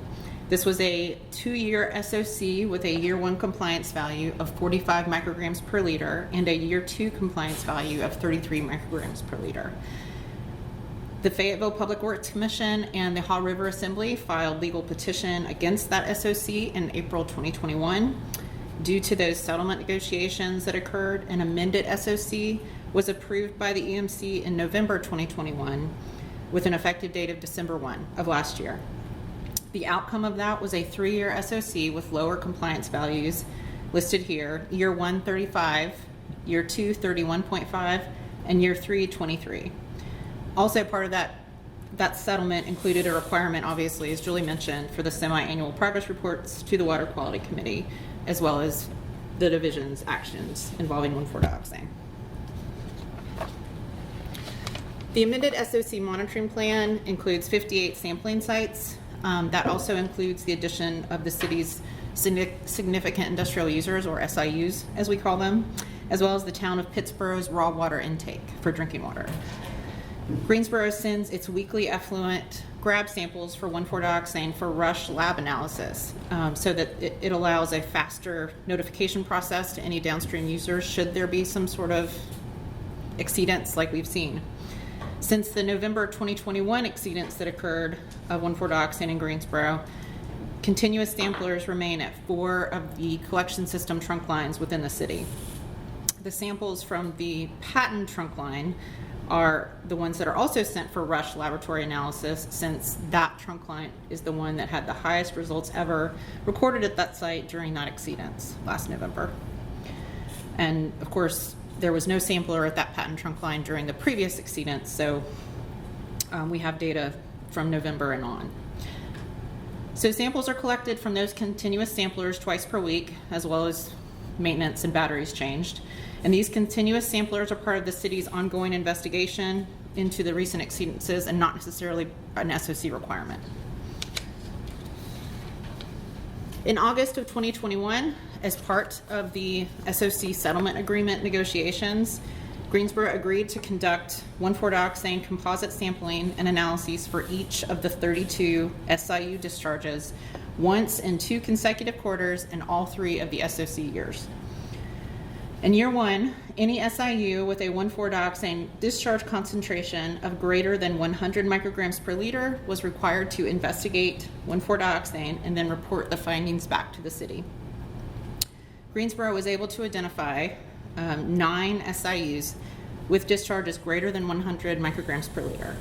All 9 of those SIUs were inspected 3 times by Greensboro pretreatment staff during the year 1 of the SOC.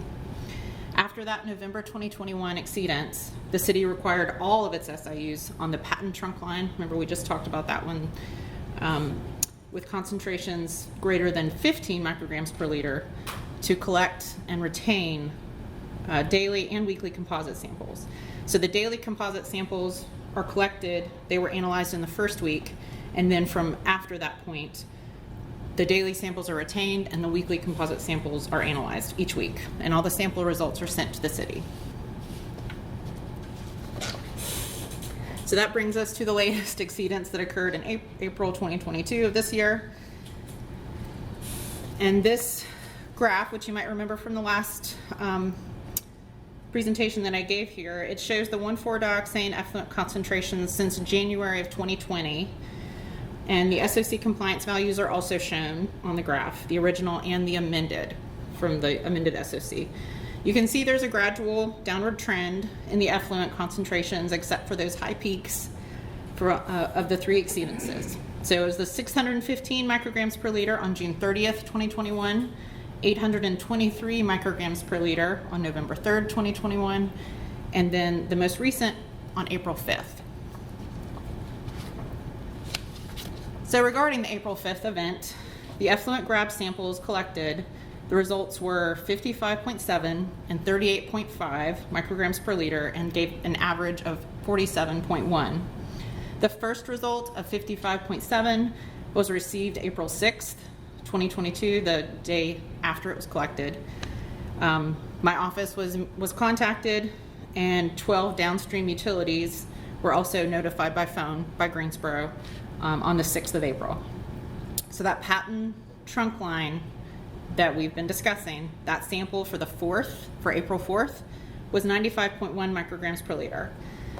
Those 7 SIUs that are required to sample and retain their samples that are located on the Patton trunk line were notified by Greensboro and of the exceedance, and were instructed to send their weekly composite samples immediately for rush analysis. And if that composite sample was elevated, then they were instructed to send their daily retained samples for analysis and report all those results back to the city. And they did find something. So one SIU located on the Patton trunk line, Lanxess is its name, contacted the city after receiving elevated results after they sent their weekly composite samples for analysis. Their weekly composite sample result was 15,200 micrograms per liter, and that was for the week prior to April 5th. So the corresponding daily composite samples that were also sent ranged from 1,000 to around 36,000 for that week prior. We also asked for their discharge flow range for that week, trying to determine the impact. That was around 20,000 to 78,000 gallons per day. So this company, Lanxess, had been sampling every week since November 2021 after Greensboro's requirement, and had had no previous elevations like this. But did have an exceedance during that time, and the results from the other 6 SIUs were typical. So following this information, Lanxess, which is an organic chemical manufacturer, reviewed all of their production for that week, and they were able to narrow it down to one potential product that is made approximately once per year and also has a sister product that is made at a similar frequency, 1 to 2 times per year. With further investigation, the reactor rinse out from that manufacture process had a very high concentration of 1,4-dioxane. The raw materials, however, of the final product were analyzed, and they were all below detection for 1,4-dioxane. So therefore, it's assumed that the 1,4-dioxane was created during the manufacture process. Their corporate research and development lab for Lanxess began testing small batches of these products for process testing, just to confirm their belief that it was generated during the manufacture reactions. The industry is also reviewing some of the previous 1,4-dioxane exceedances that occurred in 2021 in Greensboro, and all of this is currently being reviewed at the global level. So what we do know now from this April 5th event is that the results from Lanxess indicate they were definitively the source of the April 2022 exceedance. And just to summarize some of the information that we've already discussed, they identified that one product that does generate 1,4-dioxane as an unintended byproduct during the production process. And the safety data sheet review of the raw materials in this product did not indicate the presence of 1,4-dioxane, which demonstrates how difficult it is to track down. They typically only produce this product once per year, and the sister product 1 to 2 times per year. But most important part of all of this is that the manufacture of those suspected products at that Greensboro Lanxess facility has been halted until further notice. So next steps for Greensboro. A copy of the SOC and all of its associated reports, effluent, trunk line data, their monitoring plans, reports from the 3 exceedance events are all posted on their website, as is their year 1 SOC report, which was received by our division on the 13th of June of this year. That's also on their website that you can look at. Year 2 did start recently on May 1 with a compliance value of 31.5, and year 3 will start next year, May 1, 2023, with a compliance value of 23. Also, of note, the year 2 of the SOC requires that calculation of an effluent 1,4-dioxane mass balance using all of this data that they have generated. And just so you know, at the end of this presentation, there is all of the data. We didn't want to go through it because we're throwing a lot of information at you. So if you want to piece through it, you're welcome to. So now I will turn it over to Mike Montebello.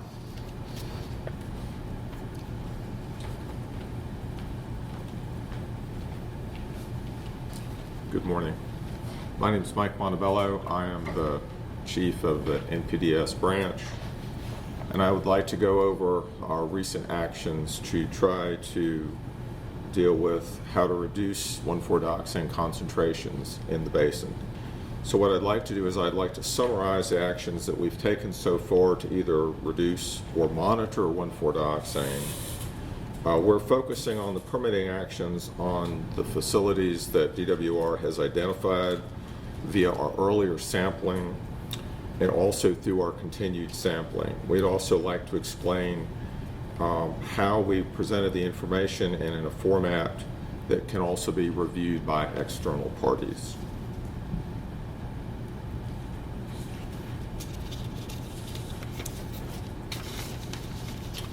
So, as an update, as far as recent actions, we've developed a process and permitting strategy that considers several factors. One, whether or not a discharge point is either in a water supply water or upstream of a water supply water. We are reviewing the data and categorizing the effluent concentrations or the data that we have based on the quantity of material of 1,4-dioxane. And then we're trying to determine if there's reasonable potential for the facility to exceed the 1,4-dioxane in-stream target value that we're developing using appropriate effluent limits. And then if we need to collect additional 1,4-dioxane data, NPDES permits are being modified to include that information.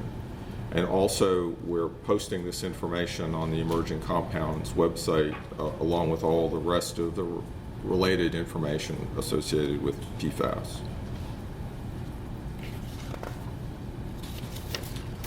So these are some examples of permits that have been issued with either 1,4-dioxane limits, which presently the only one that has a limit is the Radiator Specialty Company, as well as permits that have monitoring requirements for 1,4-dioxane.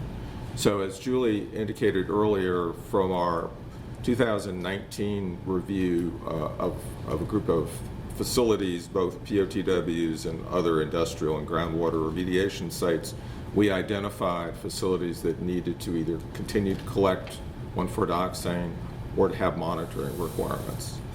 And the municipalities that are listed below, the 4 facilities that are there, have had permits issued with monitoring requirements in the permits.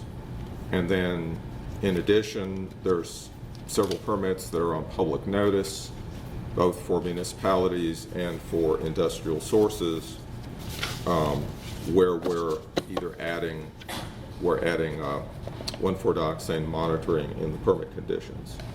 And in most cases, these facilities may either have insufficient data or their 1,4-dioxane concentrations did not necessitate setting specific effluent limits. So how do we go about identifying the sources, potential point sources in the basin upstream of drinking water intakes? I want to describe the general process that we've used to identify these potential point sources and also describe the approach that's being taken to try to handle the permits so we have determined and how we've determined reasonable potential and those facilities that might need permit limits.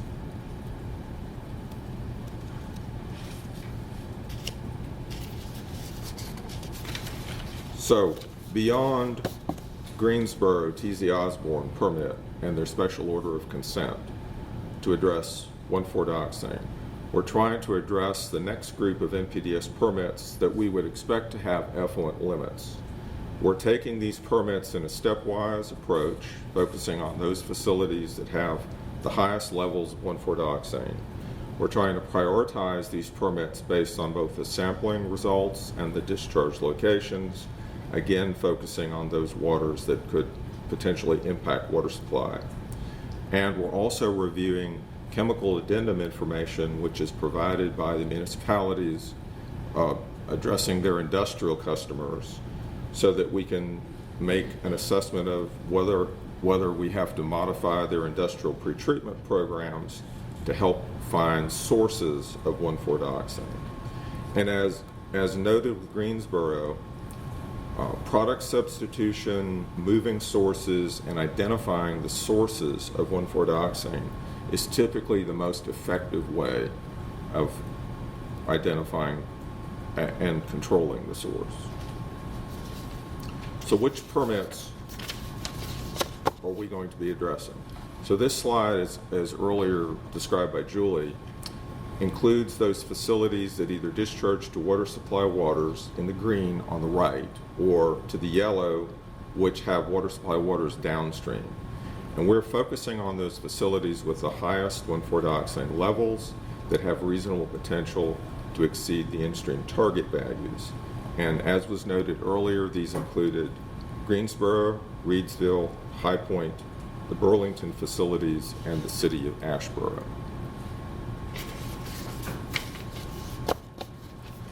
So the Greensboro T.Z. Osborne facility, the facility with the special order of consent, a copy of the draft permit has been provided to the city, and we expect to have a public notice sometime between the end of July and the first part of August. It should be noted that with this permit, we are looking to have a schedule of compliance in the permit that extends beyond 5 years. Presently, it's 7 years in the draft schedule, and this is due to the extremely low concentration that's the final limit for the permit. And then in this slide, you will also see the other permits that we're currently working on, where we would expect to have effluent limits for 1,4-dioxane, and approximately when those would be sent out. So for the next group of permits, we're expecting that public notice would probably be sometime getting with the permittees and public notice sometime in August or after that, and then following that with the Burlington facilities.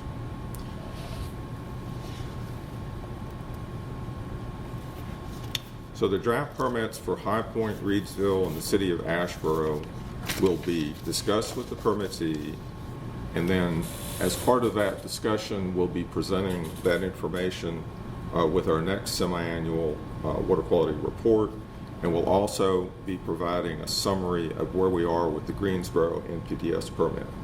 I want to make it clear that this process is extremely difficult due to the limitations which may be in these facilities' permits, and they may be at or below the level of technology.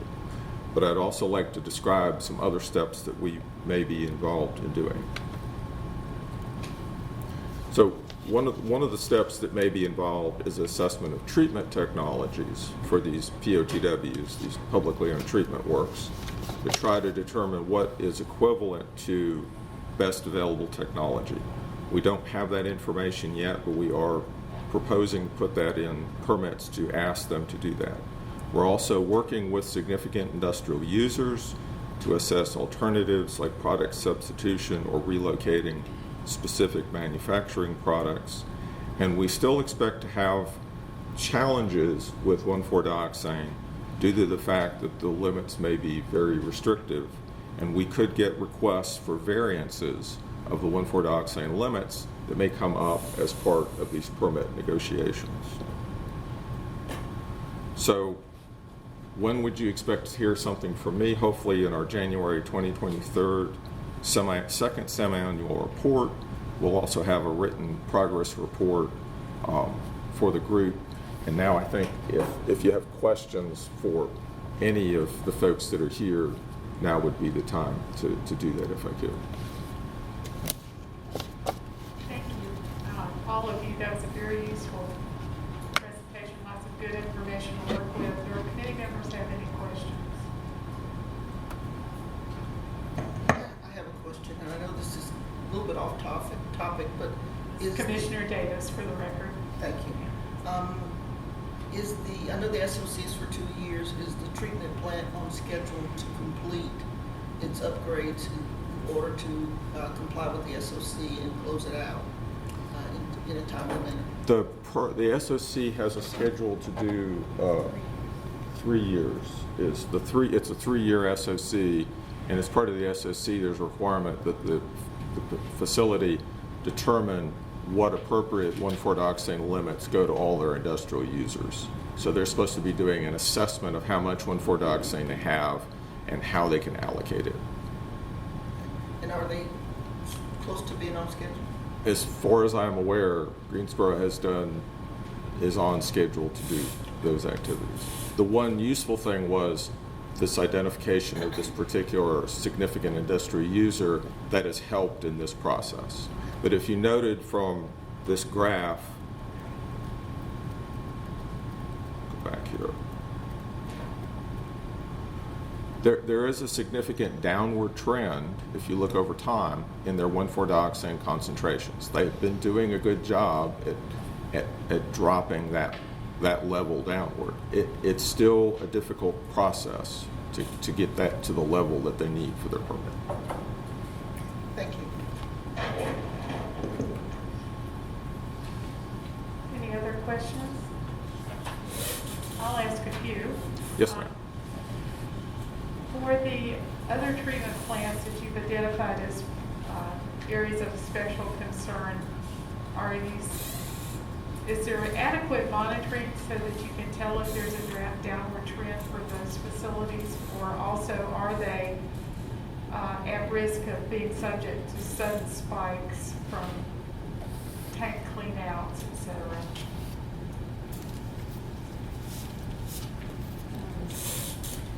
So we do have data. My office is sampling Reedsville, High Point, Greensboro, Ashboro.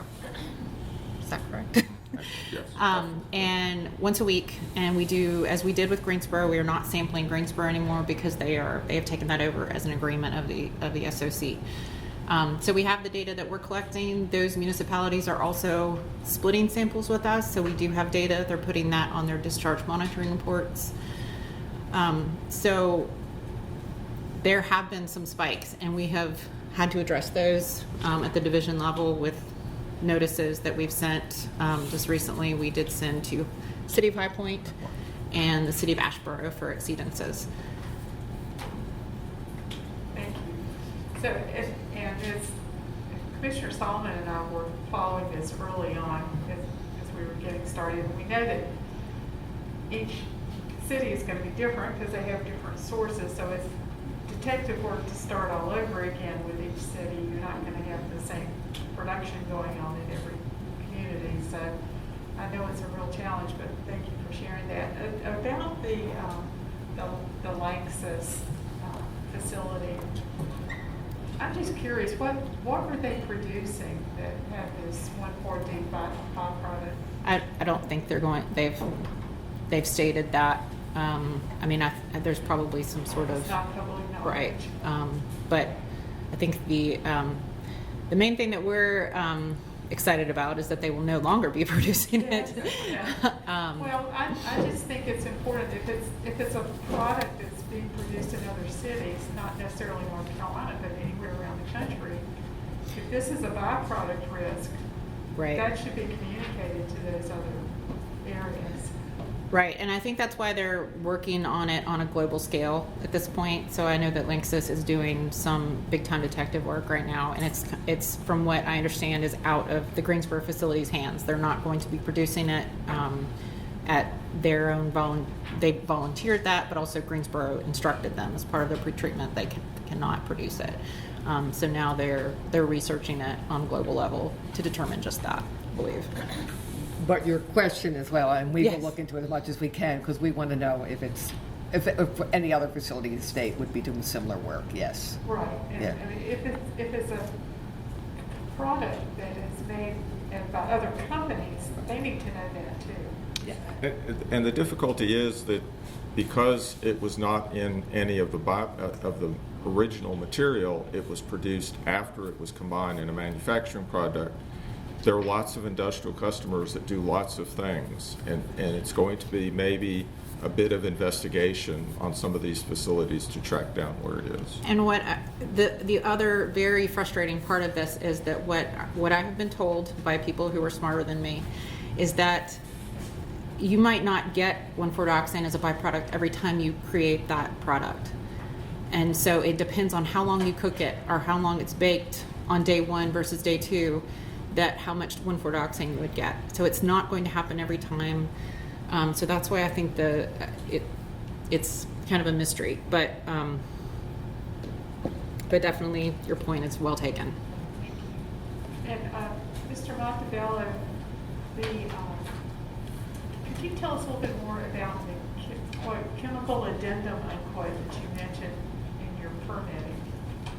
The chemical addendum is part of the permitting requirements where permittees are supposed to identify to us if they have any chemicals that are outside of the application. There's a list for POTWs. There's a list of about 100 pollutants they have to identify. 1,4-dioxane is not on that list. So if they are aware that a municipality has a pollutant and it's a 40 CFR 136 pollutant, it has a test method that's valid, and it's not on their application form, they're supposed to be identifying that on their chemical addendum form. So, is that, yes, ma'am. about 100, is that the MCO list? Is that what you're? No, that's for POTWs. There's an EPA list of pollutants. It's pretty close to the priority pollutant list, but it's not exact. Okay. That's different. Pardon me? I was going to say that's different than the MCO list too. Yeah, Yeah, yeah. right. Yes, ma'am. Well, I've been curious about that ever since we've been dealing with these emerging chemicals issues.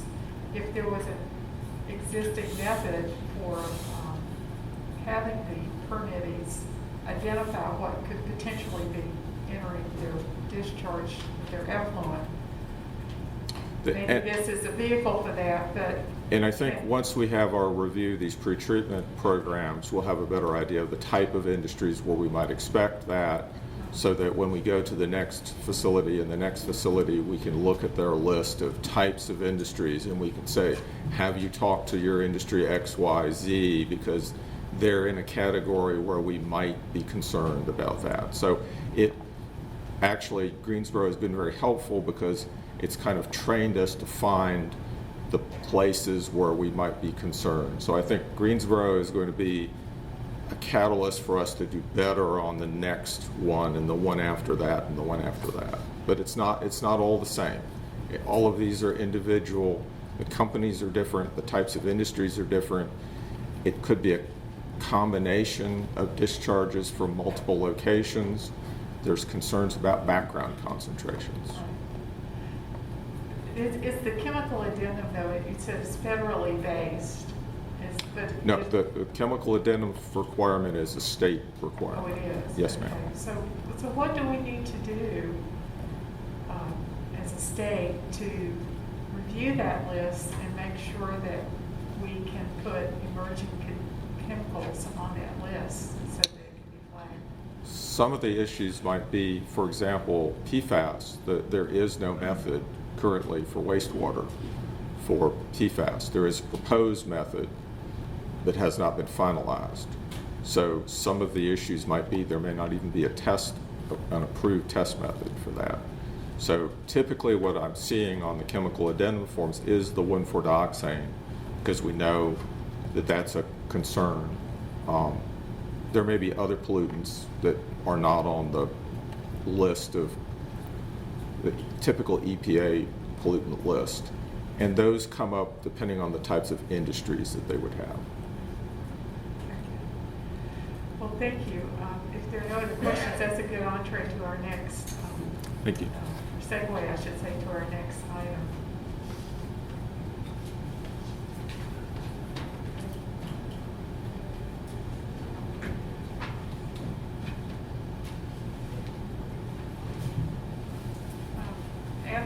As we wrap up our meeting, Mr. Wojciechowski's been kind enough to prepare a revised version, edited and clean, for us to see of the letter that we discussed at the beginning of today's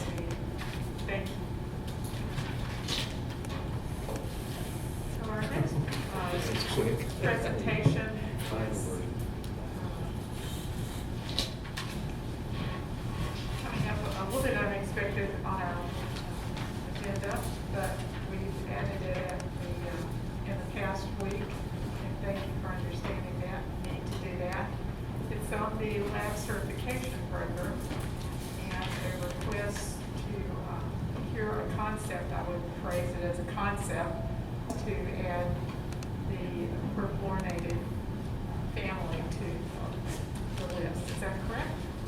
And if you'll identify yourself as you come up, please. Sorry, I don't have my agenda in front of me to read the actual title of the agenda. Thank you, yes. My name is Todd Crawford. I manage the Wastewater Groundwater Laboratory Certification Branch. And we are here to request, let's see,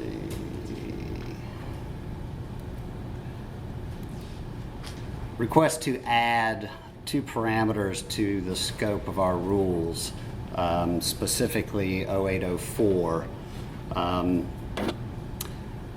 So that rule lists all the certifiable parameters within the scope of the certification branch. Underneath those parameters are parameter methods, procedures, things like that would fall under those categories. You can look at the parameters as a broad category of chemical methods and procedures. The cost for adding a parameter method is also in our rules spelled out. It's $85 to add an organic parameter method. So that would not be changing, so there's no real monetary impact for our request. The choice to add one of these parameter methods is purely up to the laboratory themselves if they wish to be certified for it. PFAS, as we know, is an emerging contaminant. There are a lot of compounds within that class of PFAS. So PFAS would be the parameter. The method that was just mentioned by Mr. Montebello a few moments ago is in draft form. It's EPA Method 1633, which they hope to have promulgated by the end of last year. The last I've heard, they're looking at hopefully promulgating that by October of this year. So we are trying to position ourselves to be ready to certify for that method once it is approved by EPA and put into the Federal Register. Another parameter of concern is organic fluorine. The two are closely related. There is a draft method for that also, which they're looking to promulgate soon.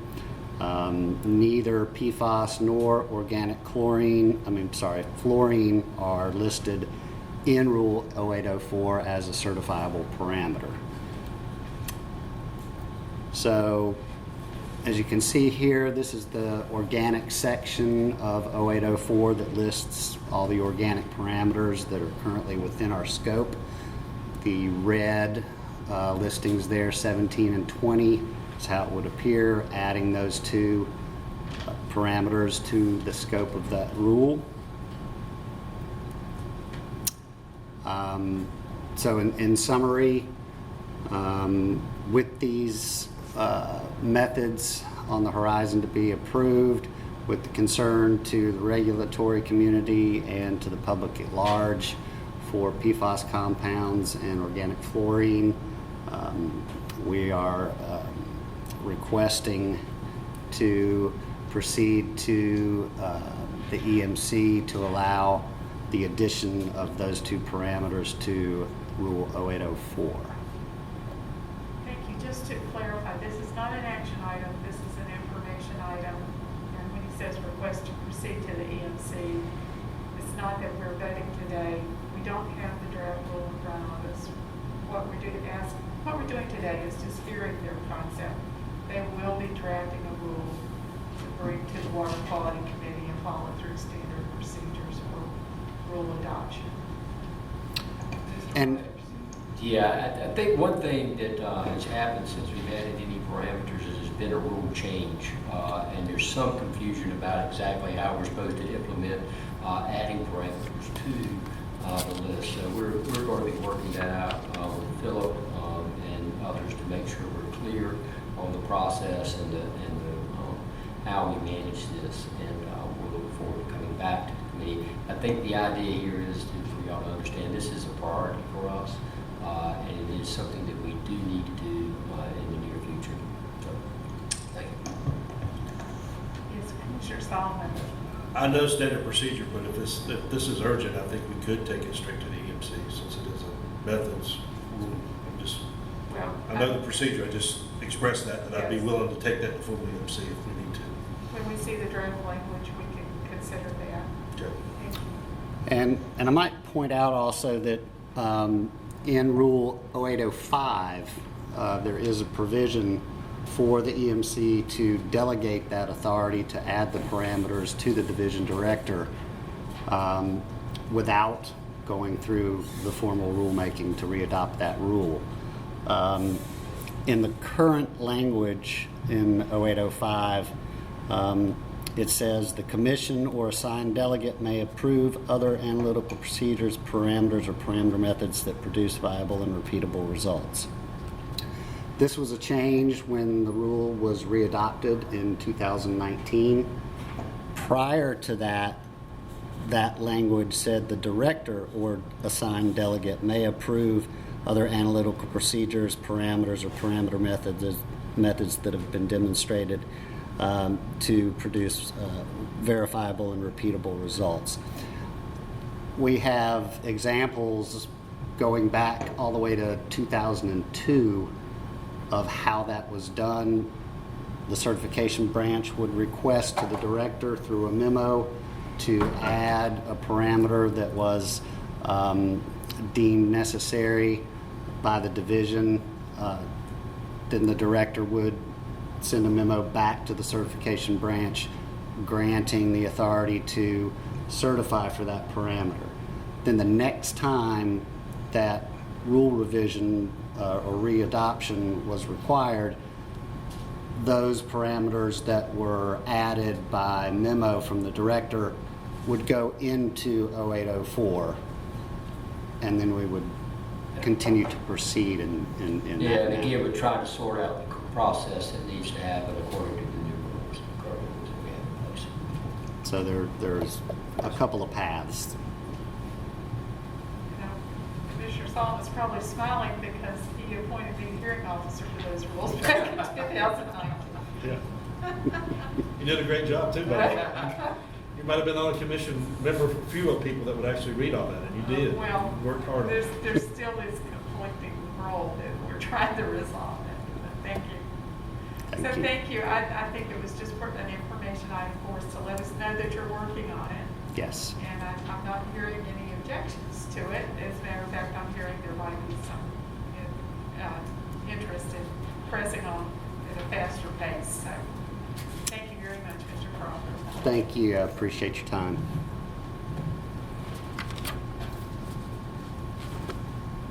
Director Rogers, do you have any closing comments you'd like to make? Just one. I have my written comments. We'll be communicating to the full board tomorrow. I encourage y'all to look at those, and we'll be answering any questions around those. One note from a personnel perspective, I want to mention Jeff Popar, the recent section chief for water quality permitting, has taken on a new role with the department. He is now working in the secretary's office as an environmental project manager. He has a certain skill set to help us work through the ARPA projects that are coming in.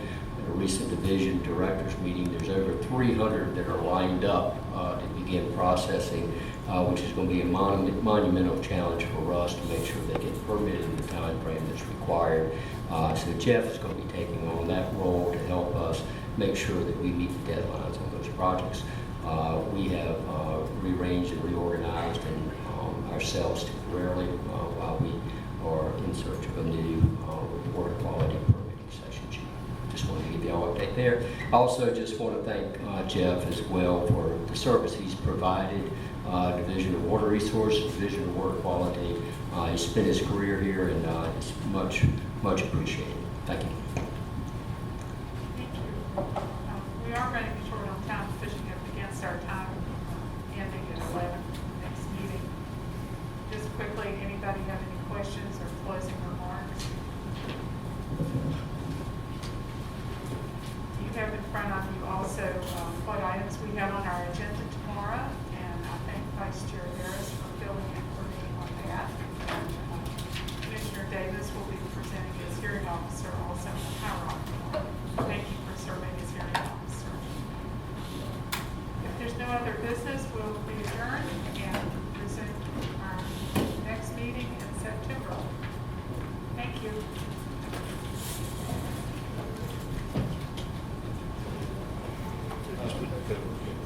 Yeah.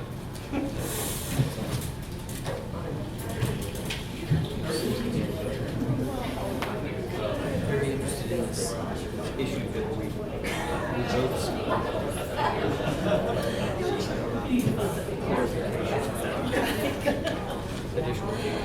It's been a long time since I So that was fair. Yeah. It's to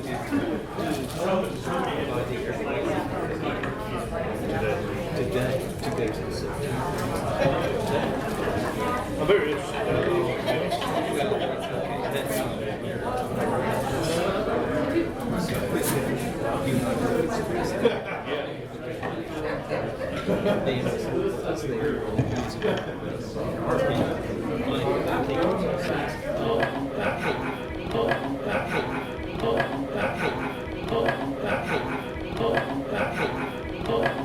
Hey.